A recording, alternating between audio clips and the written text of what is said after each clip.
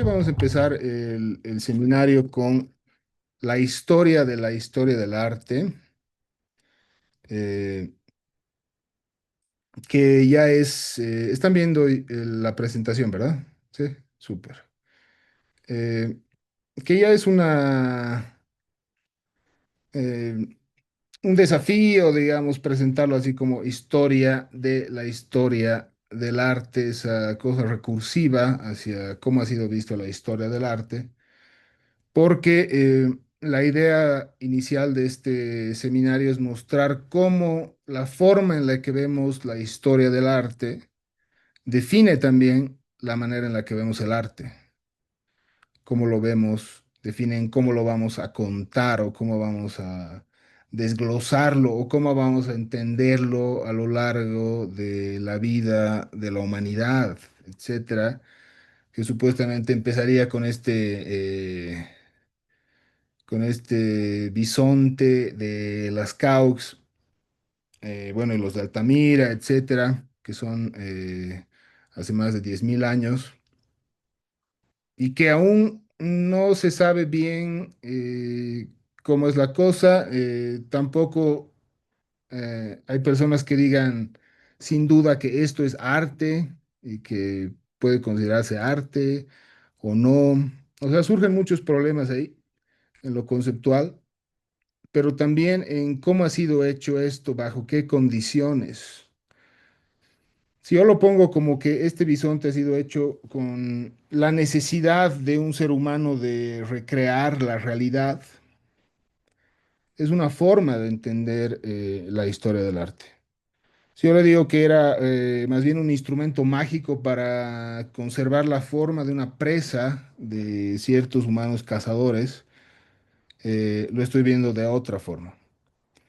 Y la que más me gusta a mí es otra, que es una teoría muy buena, justo en las Caux, que es que la misma persona ha hecho estos muñequitos en diferentes cuevas, que no era que varios hacían, sino que era un artista que hacía, y por tanto esto era como un show. Entonces, digamos, todos se sentaban alrededor del fuego, cerca del muro.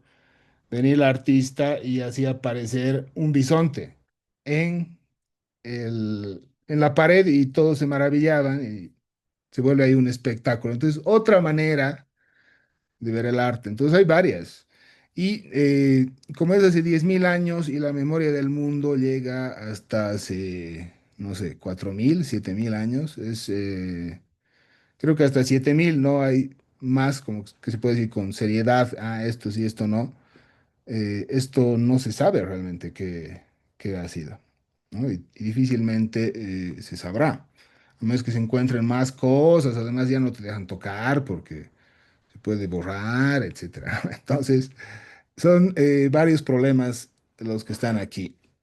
Eh, por eso, ahora vamos a ver la historia del arte tal vez de otra manera, una manera diferente que nos permite articular las obras de arte a lo largo de la historia de una manera tal vez más real. Y ahorita se van a dar cuenta a qué me refiero con esto.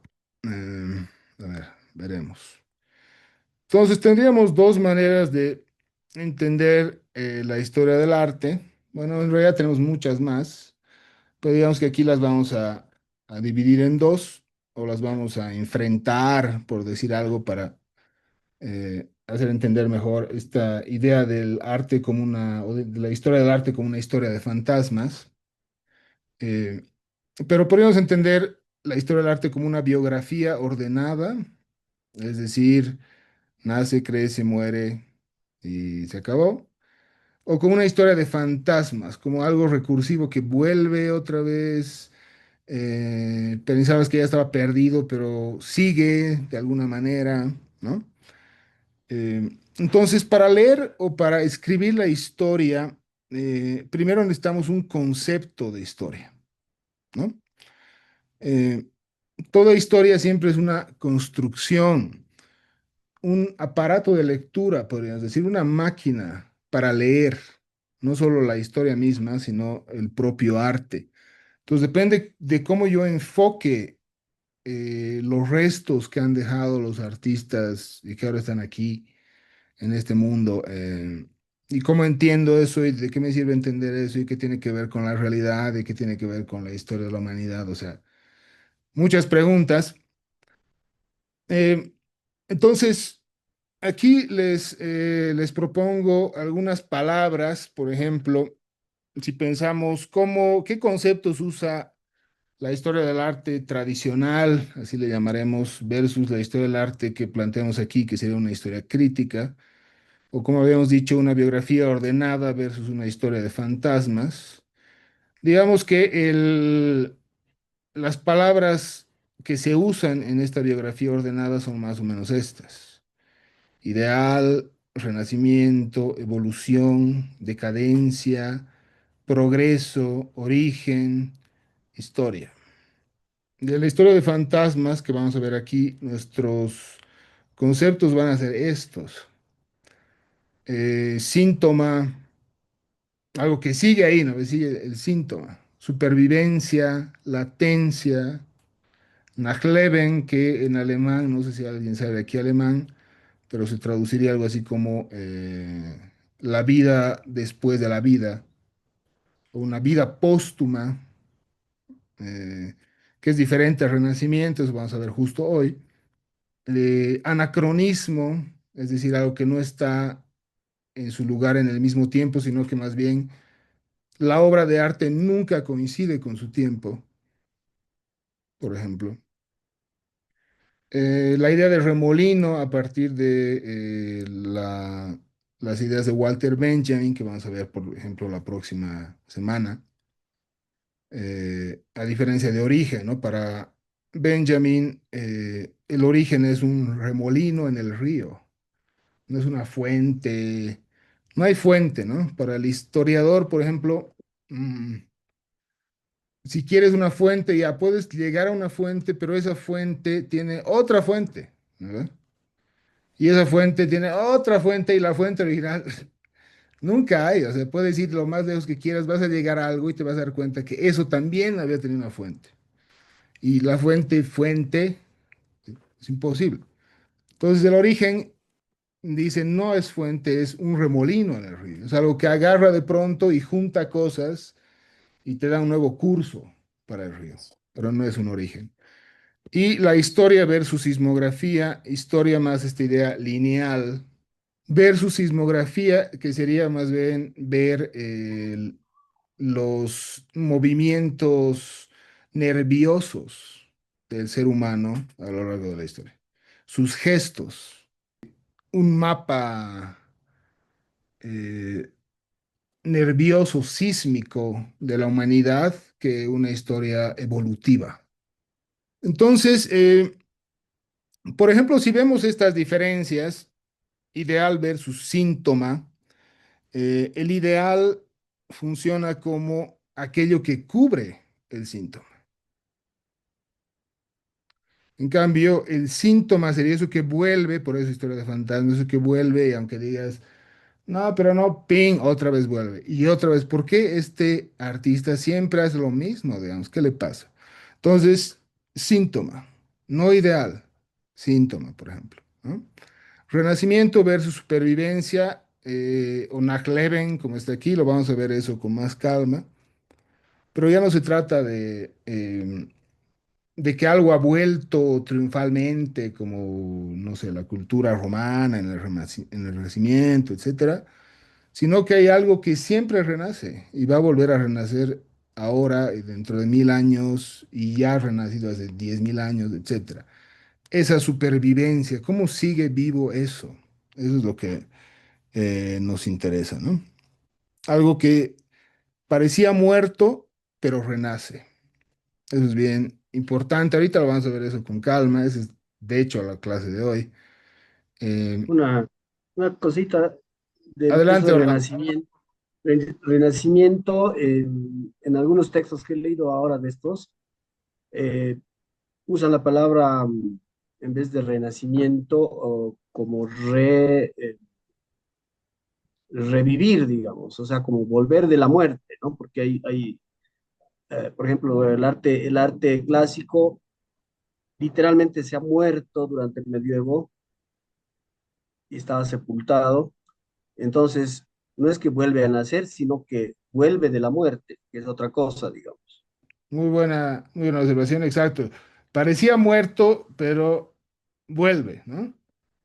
Entonces, por ejemplo, si pensamos la historia del arte como una biografía ordenada, ¿qué lugar le damos a este cuadro de Holbein?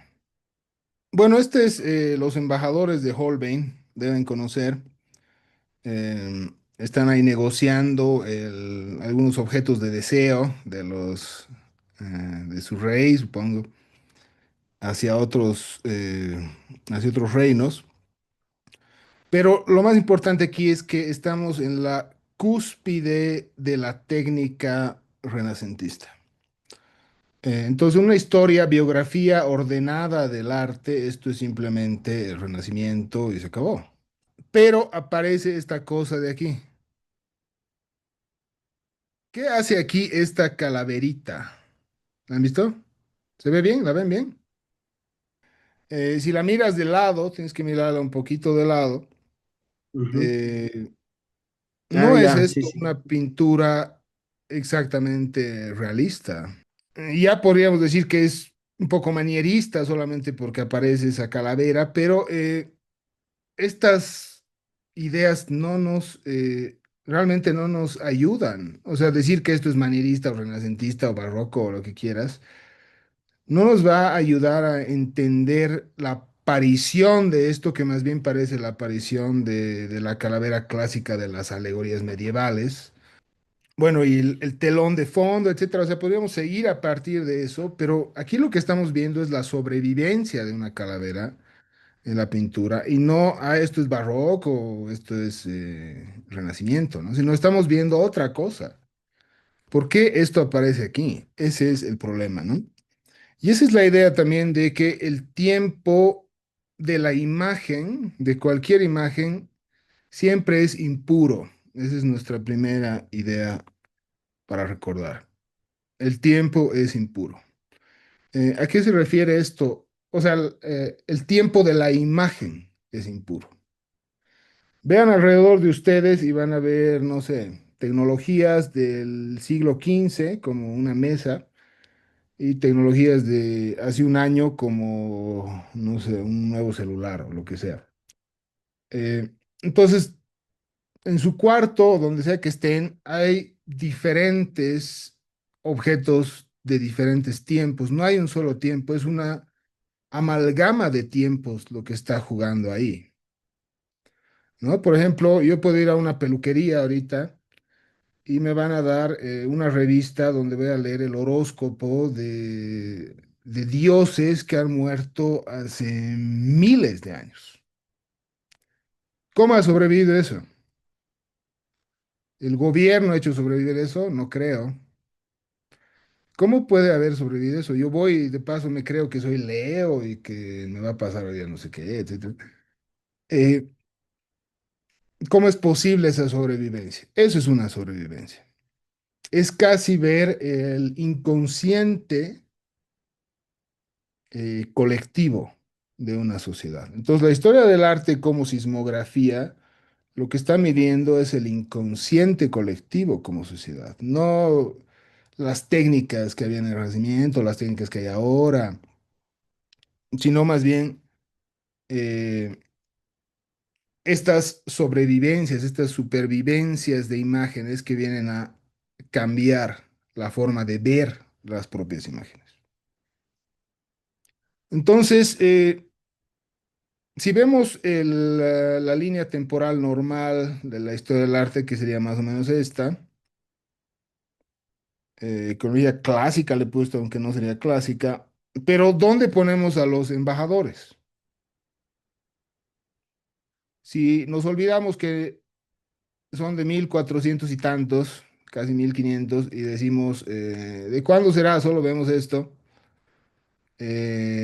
¿Dónde ponemos a los embajadores?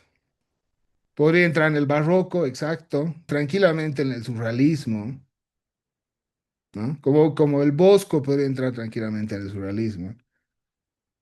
Porque ahora, por ejemplo, hablando de surrealismo, siempre que les pregunto a mis estudiantes de la U, por ejemplo, ¿qué estilo crees que es este? Siempre piensan que es surreal, siempre piensan que todo es surrealismo. No sé por qué, por alguna razón, porque todo no es real, podría parecer surrealismo. Entonces, es bien, bien difícil entender este cuadro solo diciendo, no sé, barroco o diciendo renacimiento, ya, pero ¿y qué gesto es este? ¿Qué nos está diciendo de este mundo, de esta época y de nosotros mismos, ¿no? Entonces, además que en el Renacimiento hay tres renacimientos, bueno, el 480, el 500, el Renacimiento de los Países Bajos, o sea, y mientras tanto en el arte medieval, que son 10, ajá, ¿cómo es? Son 1000 años, o sea, 10 siglos, y tiene, no sé, 5 páginas el libro, ¿no? Y el Renacimiento tiene 100, digamos, ponle 200 años, exagerando, pero ya entra barroco, manierismo, etcétera. Y eso dura, no sé, 30 páginas. ¿Por qué? Entonces ahí viene lo raro y aquí vienen más, mira, 3000, o sea, 2500 años. Si nos vamos a Egipto, Egipto tiene 5000 años como civilización, o sea, etcétera. Podríamos seguir y seguir y seguir. Y realmente creemos que esta cronología, si bien nos ayuda a situarnos históricamente muy bien y funciona y no me parece malo saberlo, parece bien, para ahondar en las obras, en una construcción de sentido de las obras de arte, me parece que no funciona o no alcanza. Entonces, la idea de nosotros es ahora, más bien, entender la historia del arte de otra manera, ¿no? Bueno, estas son las 4 sesiones que vamos a tener, no los voy a aburrir ahorita diciendo sesión por sesión, ¿no? Ustedes véanlo con calma, pero más o menos les doy el mapa que vamos a seguir para este seminario. Primero vamos a ver hoy la historia del arte, que ya estamos empezando. Todo esto para entender cómo funciona nuestro marco teórico para abordar las obras. La próxima vamos a ver el aura, que es este concepto de Walter Benjamin, y vamos a hacerlo dialogar con el Atlas Mnemosyne de Warburg, y vamos a ver un poco de fotografía surrealista, sobre todo Belmer y algunos más, ya van a ver qué les parece esto, ya me contarán. Eh, Luego la tercera ya vamos a ver la historia como sismografía, el historiador como sismógrafo, vamos a entrar al Atlas Mnemosyne mucho más, digamos, una presentación del Atlas Mnemosyne, y aquí ya vamos a ver el Atlas en grande, eso. Alan, Eh, Adelante, eh, por favor. bueno, yo Dime. leyendo y todo esto, hablando ahorita, me pongo a pensar como arquitecto también en todo lo que es una ciudad actualmente, digamos, hablemos de Roma, que es la que conozco, y esa ciudad hoy día, 2026, no es, es decir, es lo que es esta juntucha de impurezas de la historia que han hecho que esta ciudad sea lo que es ahora. Eh, es como que de los restos, lo que mencionan también los textos, ¿no? O sea, esos restos, esas cosas abandonadas y deterioradas, siguen siendo parte del imaginario y sigue pasando el tiempo y se siguen aumentando encima, sobreponiendo y juxtaponiendo la modernidad y los tiempos. Entonces, difícil, claro, decir que Roma es una ciudad renacentista, aunque el Renacimiento haya iniciado en Roma, digamos, o Florencia, o entonces es como que es un ente vivo, ¿no? Exacto, la historia también lo vas a tener como un ente vivo, que también se está moviendo y pensando sobre sí mismo. Y lo de los restos es bien importante porque también vamos a entender la historia como esta organización de restos. ¿Cómo organizo esto? ¿Según qué criterios? ¿Por qué digo esto es arte y esto no? Que eso ya se vuelve mucho más complejo. Porque, por ejemplo, en Avi Barbour ya no hay una historia del arte como tal. Lo que hay es una historia de la imagen. Entonces vamos igual a referirnos a eso. ¿Y cómo relacionamos esta historia de la imagen con una historia, por ejemplo, de la poesía, que no tiene imagen, ¿no? O una historia de la danza, no sé. Y ahí entran las gestualidades, la retórica, bueno, varias cosas que vamos a ir viendo ahora. Gracias, Orly. Bueno, este va a ser nuestro camino. Vamos a acabar con Narleven. Vamos a empezar con Narleven, fíjense, que es de aquí, la vida después de la vida, y vamos a terminar con Narleven también, porque creo que es el concepto más importante y el que nos permite justamente comprender esta historia crítica del arte frente a la historia que aparece en el Renacimiento como tal. Bueno, que se desglosa en realidad del Renacimiento, porque no nace ahí como tal. Eso vamos a ver ahora, la historia del arte. Esto es nuestro camino de hoy, la idea de una historia del arte muerto y renaciente. Entonces vamos a entender que todas las formas de acercarnos al arte son posibles metáforas para acercarnos al arte, pero no hay una única forma de hacerlo, ¿no? Eh, Cualquier forma en la que nos centremos, ya sea de una forma lineal, tradicional, o a la manera de Avi Barbour, o a la manera de Walter Benjamin, etcétera, son en realidad aparatos de lectura para organizar restos.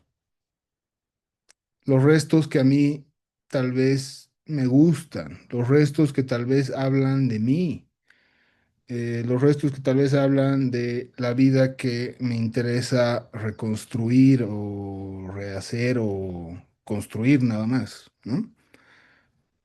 Eh, entonces, siempre hay esta contradicción entre este modelo temporal biológico, que sería el de esta biografía donde nace, crece, se reproduce y muere, y este modelo temporal estético donde esa temporalidad de la obra y del arte no tiene por qué ser la temporalidad biológica, mucho menos evolucionista, spenceriana, ¿no? No digo darwiniana.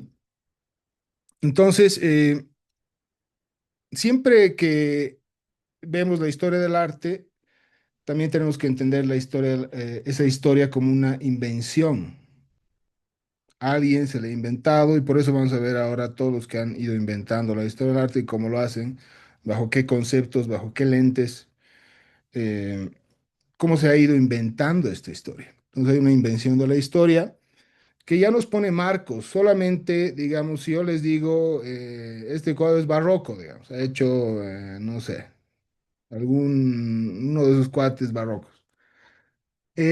Ya lo van a ver con ideas de, allá no hay vacíos, o las columnas están en espiral, no sé, o sea, hay unas cosas del barroco supuesto que ya te tienen que dar ciertos marcos de lectura para que tú digas, ah, ya, entonces esto lo tengo que entender así, esto lo tengo que entender así, ¿no? Entonces, digamos que puede ser que estos marcos te digan que la clave de esta imagen es el reflejo de esta construcción en el agua. Ya, entonces, sí, ¿verdad? No sé qué, o lo que sea. Pero a mí me gusta cómo la muerte le está jalando el cachete al sol, digamos. Eso es lo que me está interesando a mí. Entonces yo no tengo por qué creer que esto es lo único que tiene sentido cuando a mí me interesa que dejarle su cachete, o esta pierna de aquí me puede interesar porque me parece muy turbia. Eso también me puede interesar, o me puede interesar este pajarito, etcétera. O sea, o esta ola que ya estoy pensando en Japón, ¿no? Entonces, puedo entrar por donde yo quiera, según los gestos que me interesen, y cada gesto, este me ha llevado a Japón, este me puede llevar a Estados Unidos, este me puede llevar al tarot, o sea, cada uno me va a llevar a distintos lugares, esto tal vez me va a llevar a Roma, eh, pero ¿por qué me quedaría en decir barroco, por ejemplo? cuando puedo llevar esta imagen a su multiplicidad y a lo que realmente tiene de complejidad, ¿no? En vez de cerrarlo. En vez de cerrar la imagen, como más bien abrirla. Entonces, una historia crítica del arte implicaría abrir la imagen y no cerrarla en un cajoncito, ¿no? Y por eso la idea de Nahleben se vuelve importante para este tipo de historia crítica del arte, porque ya no te estás fijando en estos diferentes tiempos o de qué época es esto, o cuándo han hecho, sino estás viendo qué gestos están ahí y que están en todas las obras de arte, y dónde aparece esta posición de semiloto en los Vedas, por ejemplo. No sé. O este sol de el tarot, ya son varios tiempos impuros, obviamente, el tiempo siempre es impuro, entonces en las imágenes también, este pájaro no parece de la época, estos relojes peor, etcétera. Entonces hay algo que es anacrónico en la imagen. Ahí está la idea de anacronía. Hay algo que no debería estar ahí, tal vez. Tal vez como esa idea del punctum que tenía Bartés, no sé si conocen la idea del estudio y el punctum, pero ese punctum sería como esta cosa, ¿no? Que todo haya, entiendo todo bien, y esto te saca de onda, así como, ¿qué está pasando? Este es el anacronismo que interesa a la historia de Barbo, no esta normalidad que sería el Renacimiento, lo que quieran, sino este bicho raro que crea una anacronía en la imagen. Y donde estaría en realidad el tiempo del arte estaría en esa anacronía. Ya. Entonces, como decíamos, la linealidad solo es una de las posibles formas de entender la historia, una de las metáforas posibles. Eh, y aquí la historia lineal, sobre todo, el problema es que hay un intento de totalizar la historia, lo cual es imposible, ¿no? Porque lo difícil de cifrar la totalidad de algo es que tendrías que salirte de eso para ver la totalidad. O sea, si yo quiero ver la totalidad, tendría que salirme de la totalidad, ¿no? Y verla. Pero ya no sería la totalidad porque yo ya estaría fuera. Entonces ya no hay totalidad. Es imposible. O sea, ya cómo. O sea, no se puede. Entonces, tratar de entender eso con la linealidad que algún día se va a acabar o vamos a llegar a lo máximo, esas ideas del evolucionismo, etcétera, creo que en realidad excluye muchas otras cosas y no incluye todo que es la totalidad. Si queremos ver la totalidad, bueno, incluiremos todo, porque si solo digo la línea es la totalidad, bueno. Eh, por otro lado, hay algo bien interesante que a mí me gusta harto de esta historia de Barbour, que es esta idea de que la historia del arte siempre comienza, siempre muere y comienza. Como que el gesto de la historia estaría en un momento en el que alguien dice, ¿por qué nadie le da bola a esto? ¿Por qué nadie le gusta esto? ¿Por qué ya la gente solo quiere estas cosas y no otras? Ya se ha muerto el verdadero arte, ¿verdad? Ahí empieza la historia. Y ahí renace el arte. Y siempre es así. Es así que ahorita vamos a ver con calma eso. ¿Cómo empiezan las historias del arte? Porque se dice que algo está terminando y ha vuelto otra cosa. O va a volver otra cosa. Está volviendo a esto. Esto ya se está muriendo. Esto está apareciendo. Entonces, como si la historia del arte fuera este lugar de muertes y renacimientos todo el rato, ¿no? Así como un lugar liminar entre la muerte y el renacimiento. Bueno, y además, por cierto, Barbour era un experto en el Renacimiento. Su tema de expertise, digamos, era el Renacimiento. Y vamos a hablar más adelante de eso en esta clase, pero es importante notar, por ejemplo, que su maestro, que era Jacob Burckhardt, un historiador de arte, es el que más ha trabajado la idea del Renacimiento en la cultura occidental, ¿no? Que era además el maestro de Nietzsche también, Jacob Burckhardt, el maestro de Barbour y de Nietzsche. Después vamos a hablar de eso con más calma. Eh, y, y él entendía el Renacimiento más como un concepto, no como un tiempo. Y eso es importante. No es que el Renacimiento es una época, sino más bien otra cosa. Y por eso Barbour toma el concepto de Nachleben, que sería esta vida póstuma o vida después de la vida, que es diferente al Renacimiento, porque para Barbour, y yo diría incluso para Burckhardt, el Renacimiento no es una época, es un concepto de la historia, que vamos a ver ahora, ¿no? Y que podríamos pensar que todas las historias del arte están más o menos relacionadas con este punto liminar de que algo se acaba y que algo nuevo comienza, de que algo vuelve. Fíjense estas palabras que he puesto aquí. eh, Renacimiento, florecimiento, reanimación, reanudación, reaparición, regeneración. Imagínense todas estas como posibles ideas del arte, de historias del arte. Regeneración, regreso, rejuvenecimiento, renovación. Los jóvenes, renovación, ¿no? Resurgimiento, está resurgiendo la diablada, no sé. Resurrección, ese ya no se usa, pero a nosotros nos interesa resurrección, por eso lo he puesto ahí. Y restauración, que es la versión más guasa, ¿no? Es decir, como va a volver, no sé, Napoleón a Europa, digamos. Restauración, vamos a volver a hacer eso de hace 1000 años, ¿no? Restauración, fíjense. Otra cosa totalmente distinta. Restauración es casi destruir lo anterior, que vamos a ver, eso es Winkelmann, ya vamos a ver eso justo ahora. Vuelta, retorno, robustecimiento, vivificación, presenciación, revival, esta idea tan gringa, revival, que es una idea que Panofsky,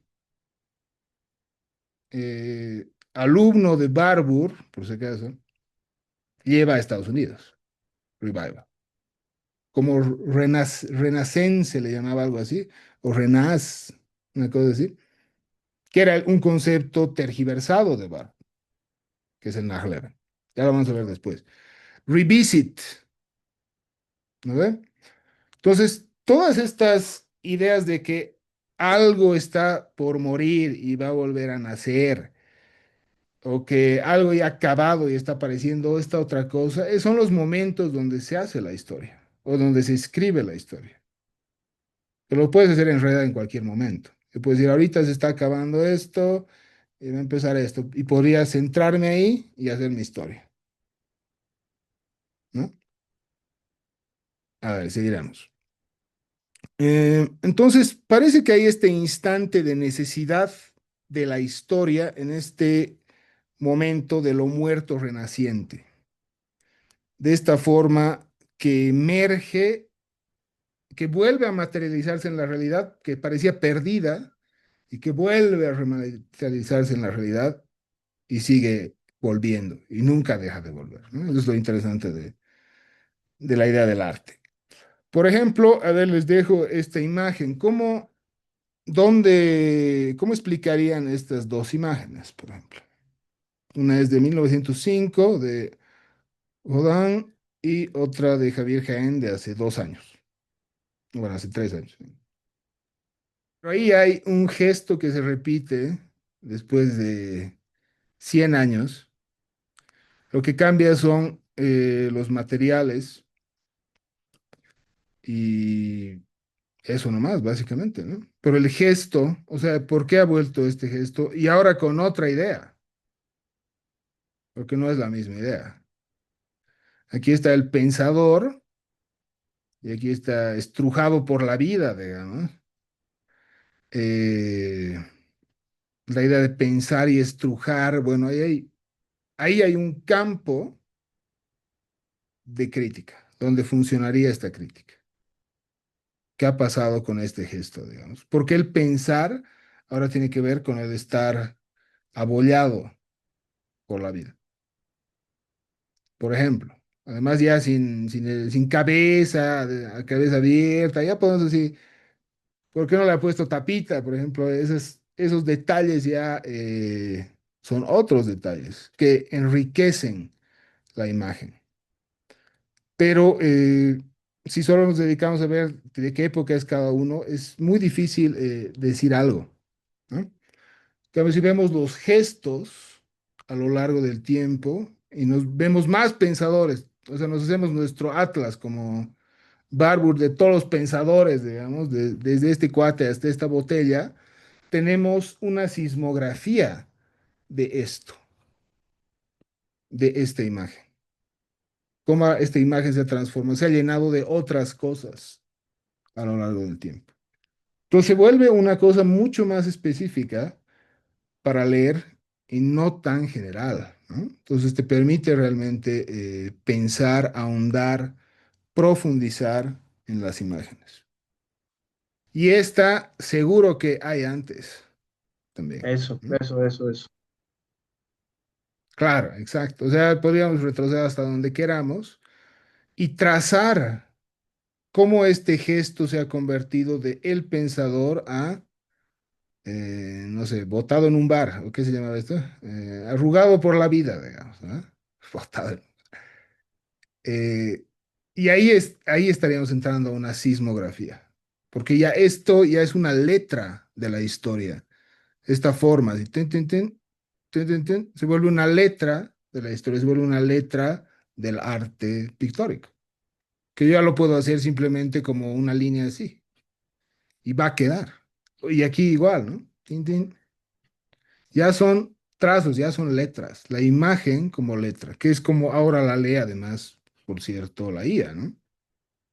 Porque lee imágenes, ahora ve, ¿no? Ahora ve la IA y las ve como letras. Entonces tú te dices, ah, está pensando, digamos, ¿no? Entonces entiende así, esa es la forma de entender ahora. ¿Cómo leeríamos esto? A ver, ¿qué es esto? ¿Podría verlo como una pintura abstracta? Fra Angélico. Eh, entonces, fíjense, esto yo voy a estudiar como pintura renacentista, por ejemplo, entraría en esa lógica y es parte de este cuadro de Fra Angelico, además en San Marcos, ¿no? De paso, en Venecia, la Virgen de las Sombras, ¿no? Entonces ahí ya estamos en diferentes formas de acercarnos a la imagen, eh, pero ya no a partir de las épocas, sino a partir de los gestos. Aquí había un gesto de no tengo plata, ¿no? Como dice Lorle, entonces necesito que parezca piedra.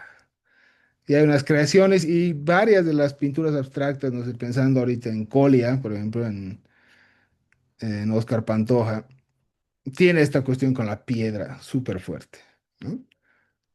Entonces, ¿qué está pasando ahí? ¿Cómo hacemos esos puentes? ¿Qué pasa con esos puentes? ¿Por qué no podemos hacer esos puentes? A eso me refiero, ¿no? ¿Por qué no ver la unidad del arte en una visión transhistórica?